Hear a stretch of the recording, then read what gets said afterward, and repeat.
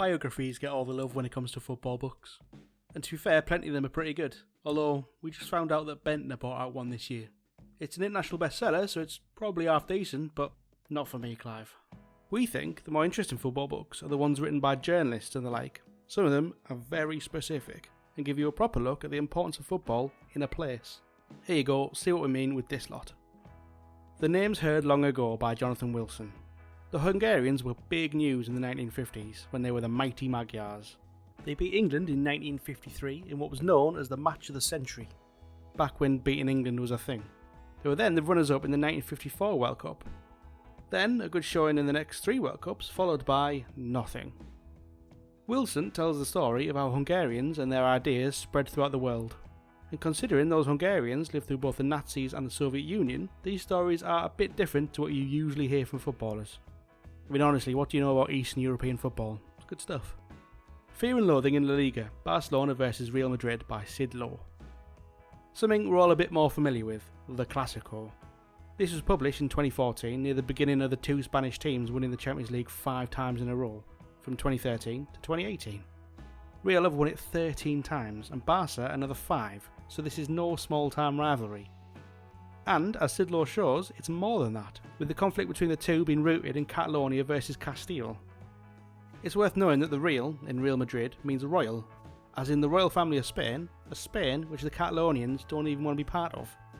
Franco's dictatorship didn't even end until 1975, so the politics around it all is still a bit fraught. Luckily, for us at least, the football between the two has been very good for a very long time. Just the names mentioned in it are mad. Before you even get to the Galacticos, you've got Alfredo Di Stefano and Johan Cruyff. Proper football royalty stuff. Angels with Dirty Faces, The Footballing History of Argentina, again by Jonathan Wilson. If you're like us, you only think about Argentina during World Cups and when people try and claim Messi is rubbish because his national team haven't won anything in ages. But the Argentinians love football, which means, in the word of actual legitimate historian Tom Holland, this book is not just a history of Argentinian football, but a history of Argentina. Like with the Hungarians, that history hasn't been overly smooth, with the odd military coup and dictatorship, with the country only returning to being a democracy in 1983. A background which goes some way to explain the completely mental fans of clubs like Boca and River Plate. It's a pretty good intro into that bit of South America through the medium of football.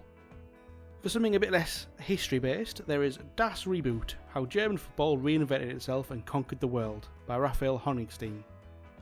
Obviously written before the current blip in German form, what with them losing 6-0 to Spain the other day, and being rubbish in the last World Cup. But still, you forget how the Germans weren't all that for quite a long time. Before they won the World Cup in 2014, the time before that was 1990. Some of us remember beating them 5-1, even Heskey scored and all that. How much we enjoyed that probably tells you more about English football than German, but it does show they weren't in very good nick. Honigstein takes us through the process of how German football picked itself up and got back on form.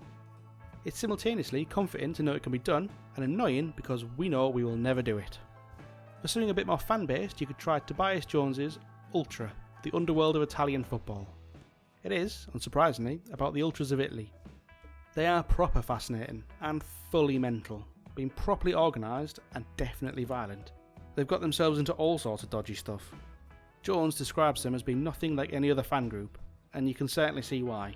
The Ultras are interesting all on their own, but the book gives a decent insight into the state of Italy, especially the skinter bits of cities where these Ultras tend to come from. Our penultimate entry is for proper football geeks. Inverting the Pyramid, the history of football tactics. Again, from the king of football geeks, Jonathan Wilson. It's a surprisingly readable journey through how football has been played all the way from the beginning through to looking at Guardiola. It's a pretty interesting and unique way of looking at the history of football and the people who shaped it, all through the medium of something which is usually too boring to bother with. He's a clever bugger, is Wilson. And finally, a book for all of us who are feeling a bit sad about the beautiful game and are a bit sick of worrying about the finances and complaining about VAR. We've got Extra Time, 50 Further Delights of Modern Football by Daniel Gray. It's just a list of stuff that everyone likes about watching football. Animals on the pitch, keepers heading up to try and grab a goal, who remembers Jimmy Glass, all that good stuff. We didn't know we needed this book, but we really did.